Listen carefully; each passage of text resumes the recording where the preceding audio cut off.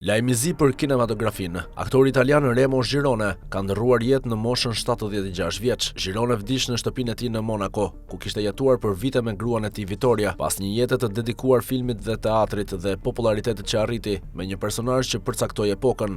Tano Caridi i serialit Oktapod ka ardhur në Shqipëri në vitin 2018. Aktori ka xhiruar filmin e ri të regjisorit Namik Ayazi në rolin e ambasadorit italian. Kush ishte Remo Girone? I lindur në Asmera të Eritres, Girone që nga viti 1987 e tutje, portretizimi i tij mjeshtëror i kontabilistit të korruptuar dhe të kthjellët Caridi, një simbol i bashkëpunimit midis mafjes dhe financave, e bëri atë një ikon televizive. Figura e tij e ashpër dhe shikimi i tij i akullt mbetën të gdhendura në kujtesën kolektive, por karriera e Girones ka qenë shumë më tepër se sa vetëm një rol, nga bashkëpunimet me mjeshtra si Ettore Scola dhe Andrea Molajoli, deri te ato ndërkombëtare me regjisor të kalibrit si Peter Greenaway. Shkathësia e tij ka qenë gjithmonë pika e tij e fortë. Vitet e fundit ai ka qenë në gjendje të ripërtëri veten, duke marrë pjesë në projekte të suksesshme si komedia What the Brain is Telling Us dhe epiku hollywoodian Le Mans 66 The Great Challenge, ku ja dha fytyrën e tij karizmatike Enzo Ferrarit. Ai gjithashtu u shfaq së fundmi në The Equalizer 3 Without Respite.